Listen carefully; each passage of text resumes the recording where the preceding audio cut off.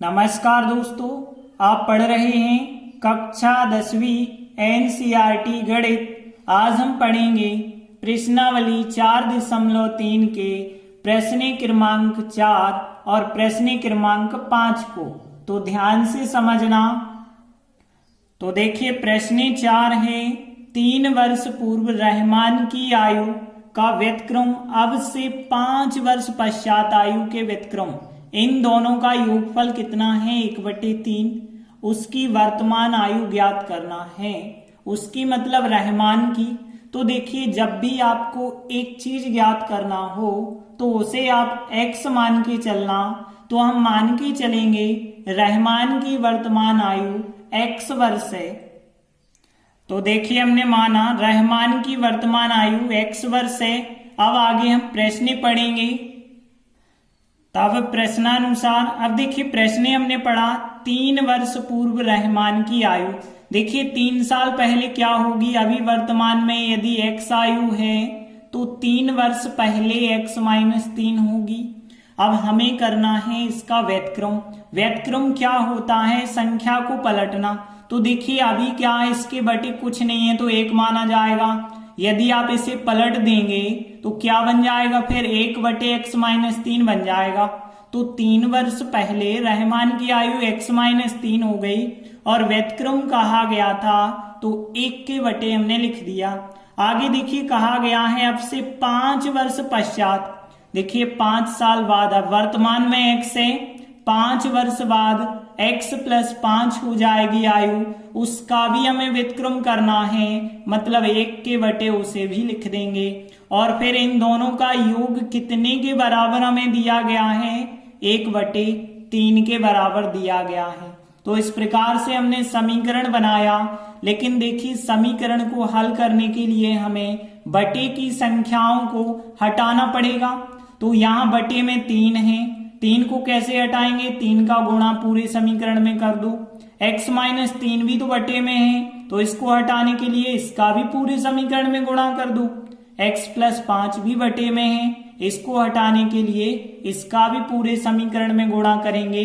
मतलब 3 का भी गुणा, x - 3 का और x + 5 का, इन तीनों का गुणा करेंगे। तो देखिए हमने लिखा 3x - 3 x + 5 का गुणा पूरे समीकरण में करेंगे। देखिए इस संख्या का इससे गुणा करेंगे तो x - 3 कट जाएगा, 3 और x + 5 बच जाएंगे, जिसका गुणा आप 1 से करेंगे तो 3x + 5 आएगा। यहाँ पे प्लस है तो प्लस लिखा। अब इसका गुणा इससे करेंगे तो x + 5 कट जाएंगे, 3 और x - 3 बचा होगा, तो उसका गुणा जब 1 से करेंगे तो यही संख्या आ जाएगी। और यहाँ पे 3 बटे में 3 से 3 कट जाएगा, x - 3 x + 5 का गुणा 1 से करेंगे तो यहाँ x - 3 और इंटू x + 5 आ जाएगा। आगे हल करेंगे तो 3 का गुणा 1 से कर दीजिए 3x, 3 का गुणा 5 से करिए 15, 3 का गुणा 1 से किया 3x, 3 और 3 का गुणा 9 हो गए माइनस के बराबर। x का x से गुणा किया x वर्ग, x का 5 से गुणा प्लस के 5x हो गया। 3 का गुणा x से करेंगे 3x हो जाएगा और 3 का 5 से करेंगे तो 15 हो जाएगा। अब देखिए यहाँ पे यदि हम देखें तो थोड़ी सा सॉल्व कर दें, 3x और 3x हो गए 6x और 15 धन के हैं 9 ऋण के हैं, तो 15 में से 9 घटा दिए जाए तो धन के बचे 6 बराबर x वर्ग का तो x वर्ग ही हमने लिखा। यहाँ 5x में से 3x घटाएंगे 2x बचे होंगे और माइनस के 15। अब देखिए आप सभी संख्याओं को उस तरफ ले चलते हैं क्योंकि इस तरफ x वर्ग है। तो जब हम सभी संख्याओं का पक्षांतर करेंगे तो x वर्ग 2x और 15 तो है ही, 6x जाएंगे उस तरफ माइनस के और 6 भी इस तरफ ले आए हैं माइनस के। लेकिन देखिए यहाँ कुछ नहीं बचा, मतलब 0। अब वो 0 आप यहाँ इस तरफ भी लिख दो, एक ही बात है। आगे देखिए सॉल्व करेंगे तो यहाँ x वर्ग, यहाँ 2x और माइनस 6x है तो माइनस के आ जाएंगे यहाँ 4x और यहाँ 15 माइनस के और माइनस के हैं 6, तो 15 और 6 हो गए 21 बराबर चल रहा है 0। अब देखिए ये बन गया एक द्विघात समीकरण, और द्विघात समीकरण को आप या तो गुणनखंड विधि से हल करें, या पूर्ण वर्ग बनाने की विधि, या फिर द्विघाती सूत्र से हल करें। तो यहाँ हम गुणनखंड विधि बता रहे हैं। तो देखिए गुणनखंड विधि में हम क्या करते हैं, जो लास्ट में अंक होता है अचर पद उसका गुणा करते हैं x वर्ग के साथ जो संख्या होती है उससे। तो 21 का गुणा हमने यहाँ के अंक से किया, अब यहाँ कुछ नहीं है मतलब 1, तो 21 का गुणा 1 से किया तो कितना आएगा 21। अब 21 के हमें ऐसे गुणनखंड लेने हैं कि 4 मिलता हो। तो देखिए हम 7 × 21 लेंगे और 7 में से 3 घटाएंगे, 4 मिल जाएगा। अब हमें घटाने पे -4 चाहिए, तो माइनस की बड़ी संख्या ले लो, प्लस की छोटी संख्या ले लो। तो हम क्या करेंगे, x वर्ग और इस 4x की जगह 2 गुणनखंड करेंगे, एक 7 और एक 3। तो यहाँ एक 7x कर देंगे और एक करेंगे 3x, और 21 का 21। तो क्या करते हैं, गुणनखंड विधि में बीच का पद 2 भागों में तोड़ देते हैं। अब देखिए यहाँ पे 4 हो गए, 1 2 3 4, तो इन 2 में से कॉमन लेंगे आप x, तो x कॉमन आया इन 2 में से। x वर्ग था, एक x कॉमन लिया, एक x बचा, 7x, x कॉमन निकल गया, 7 बच गए अंदर, प्लस अब यहाँ x - 7 आया, तो यहाँ भी तो x - 7 होना चाहिए, और 0 का 0। अब यहाँ 3x थे लेकिन अंदर बचे x, तो बाहर होंगे 3, मतलब 3 कॉमन निकल चुके होंगे। x - 7 यहाँ जो 2 बार दिख रहा है उसे आप एक बार लिख दीजिए, बाकी x + 3 को आप दूसरे कोष्टक में लिख दीजिए, बराबर चल रहा है 0 के। अब एक बार हम इस गुणनखंड को 0 के बराबर रखेंगे और दूसरी बार इस गुणनखंड को 0 के बराबर रखेंगे। तो हमने एक बार इसके बराबर 0 लिया और एक बार इसके बराबर 0। यहाँ पे x बराबर -7 जब इस तरफ आएंगे तो प्लस के साथ हो जाएंगे, तो x का मान मिल गया +7। और यहाँ पे यदि हम देखें तो x बराबर कितना मिलेगा, +3 है, इस तरफ जाएगा तो -3, तो x बराबर -3। अब देखिए यहाँ x के हमें 2 मान प्राप्त हो रहे हैं, एक x का मान -3 और एक 7, जिसमें से हम -3 को मान्य नहीं करेंगे क्योंकि हमने x क्या माना है, रहमान की वर्तमान आयु x वर्ष मानी है। अब यहाँ पे रहमान की आयु -3 वर्ष तो हो नहीं सकती है, तो आयु ऋणात्मक नहीं होती है, इस वजह से x बराबर -3 मान्य नहीं होगा, x बराबर 7 मान्य हो जाएगा। तो देखिए हमने लिखा यहाँ x बराबर -3 मान्य नहीं हो सकता है क्योंकि आयु ऋणात्मक नहीं होती है, इस वजह से x बराबर 7 मान्य हो जाएगा। और x हमने रहमान की वर्तमान आयु मानी थी, तो अतः रहमान की वर्तमान आयु x बराबर 7 वर्ष हमारा आंसर हो जाएगा। इस प्रकार से चौथा सवाल कंप्लीट हुआ। अगला 5वां सवाल है, एक क्लास टेस्ट में सैफाली के गणित और अंग्रेजी में प्राप्त किए गए अंकों का योग 30 है। यदि उसको गणित में 2 अंक अधिक और अंग्रेजी में 3 अंक कम मिले होते तो अंकों का गुणनफल 210 होता। अब हमें बताना है कि दोनों विषय में उसे कितने कितने अंक प्राप्त हुए हैं। तो देखिए यहाँ पूछा गया है गणित में उसे कितने अंक मिले और अंग्रेजी में कितने अंक मिले। देखिए 2 चीजें हमें ज्ञात करनी है, एक तो हम x मानेंगे लेकिन दूसरी y ना मान के प्रश्नानुसार मानेंगे। तो देखिए हमने माना सैफाली ने गणित में x अंक प्राप्त किए। अब देखिए गणित में तो x मान लिए लेकिन अंग्रेजी में कितने अंक उसे प्राप्त हुए हैं, प्रश्न हमें पढ़ना होगा। हमें एक चीज बताइए, गणित और अंग्रेजी में कुल मिला के अंक कितने हैं, 30 हैं। मतलब गणित का और अंग्रेजी के अंकों का योगफल है 30।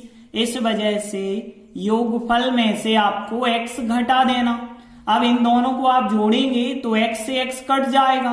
जैसे हमने कहा होता गणित में यदि उसे 10 अंक मिले हैं तो अंग्रेजी में कितने मिले होंगे कि दोनों का योगफल हो जाए 30, तो आप कहते 20 मिले होंगे, क्योंकि आपने क्या किया 30 में से 10 घटा दिए तो 20।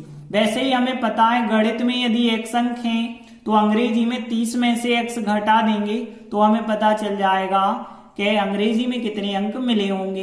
अब देखिए आगे प्रश्न पढ़ते हैं।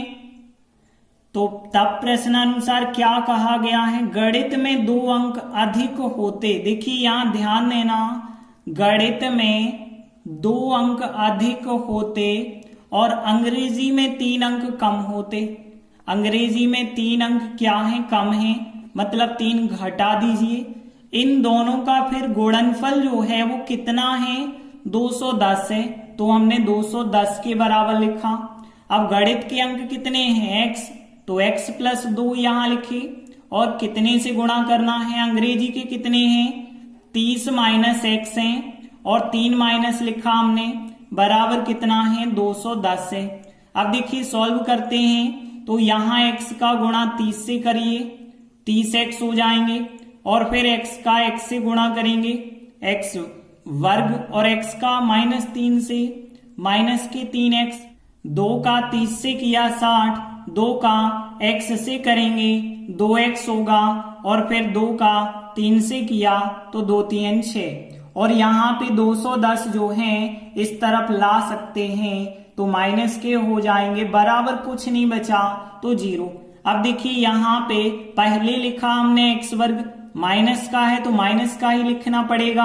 अब ध्यान देना यहाँ माइनस के 3x और माइनस के 2x, तो माइनस के तो हो गए 5x, लेकिन प्लस के तो हैं 30, मतलब यहाँ 30 में से 5 अलग कर दिए जाएं तो कितने x बचे, यहाँ 25x बचे हैं। अब यहाँ पे देखिए अंक देखें तो यहाँ पे माइनस के हैं 210 और माइनस के 6, तो माइनस के तो 216 हो गए, लेकिन प्लस के कितने हैं यहाँ पे 60, मतलब माइनस के ज्यादा हैं, तो यहाँ 216 में से आप 60 अलग कर देंगे तो माइनस के 156 बचे होंगे और बराबर चल रहा है 0। अब देखिए यहाँ x वर्ग माइनस का है, प्लस का बनाने के लिए हम माइनस चिन्ह का गुणा पूरे समीकरण में कर देते हैं, तो माइनस का गुणा जब करेंगे तो माइनस का था प्लस का हो जाएगा, लेकिन यहाँ जो प्लस का था वो माइनस का और जो माइनस का था वो प्लस का बन जाएगा, बराबर है 0 के। अब देखिए यहाँ द्विघात समीकरण हमें प्राप्त हो रहा है। अब इसे हम गुणनखंड विधि से हल करते हैं। तो गुणनखंड विधि में क्या करते हैं, लास्ट में जो अचर पद होता है उसका गुणा x वर्ग के गुणांक से करते हैं, तो यहाँ 1 माना जाएगा, 1 का गुणा 156 से किया, 156। अब 156 के गुणनखंड हमें ऐसे रखने होंगे कि 25 आ जाए, तो यहाँ पे देखिए 13 बारम होता है 156, 13 गुणित 12 156 होते हैं और यदि इन्हें जोड़ दें तो 25 भी हो सकते हैं, लेकिन -25 चाहिए तो दोनों हम माइनस माइनस के ले लें। x वर्ग लिखा, इस 25x की जगह 13x और 12x लिखने होते हैं, तो 13x और 12x दोनों माइनस माइनस के, प्लस का 156 बराबर चल रहा है 0 की। अब देखिए हम कॉमन लेंगे तो यहाँ x है, यहाँ x है, तो यहाँ तो x कॉमन आएगा। अब यहाँ x वर्ग था, x कॉमन निकाला तो 1x बचा, यहाँ x कॉमन निकला तो 13 बचे होंगे, फिर माइनस चिन्ह है माइनस लगा दो। अब जब यहाँ x माइनस 13 आए तो यहाँ भी x माइनस 13 हमें लिखने पड़ेंगे, 0 का 0 लिखेंगे। अब यहाँ 12x थे लेकिन x अकेला अंदर बचा, तो इसका मतलब है 12 कॉमन निकले होंगे। अब x माइनस 13 जो 2 बार लिखा है उसे हम 1 बार लिखते हैं, बाकी x माइनस 12 दूसरे कोष्टक में लिख देते हैं और बराबर चल रहा है 0 के। अब हम इसके बराबर भी 0 लेंगे और इसके बराबर भी 0 लेंगे, तो देखिए हमने इन दोनों गुणनखंड के बराबर अलग अलग 0 लिया। x बराबर यहाँ प्लस के 13 हो जाएंगे पक्षांतर करेंगे तो, और यहाँ भी यदि हम देखें तो x बराबर -12 थे, उस तरफ जाएंगे तो प्लस के 12 हो जाएंगे। अब देखिए दोनों उत्तर धनात्मक आ रहे हैं तो दोनों उत्तर मान्य होंगे। तो जब x बराबर 13 लेंगे तो गणित में प्राप्त अंक कितने होंगे, तो देखिए गणित में हमने x अंक माने थे और अंग्रेजी में माने थे 30 माइनस x, तो यहाँ जब हम x का मान 13 लेंगे तो x बराबर 13 अंक हो गए गणित के और अंग्रेजी के कितने हो जाएंगे 30 माइनस x।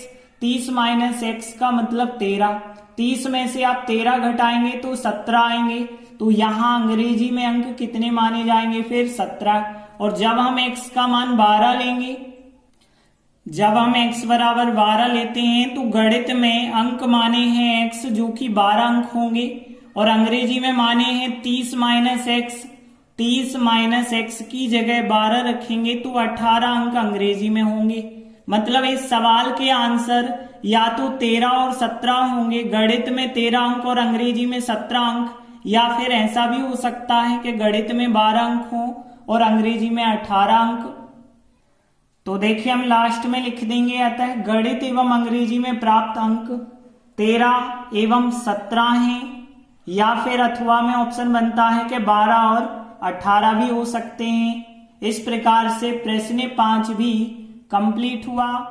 धन्यवाद।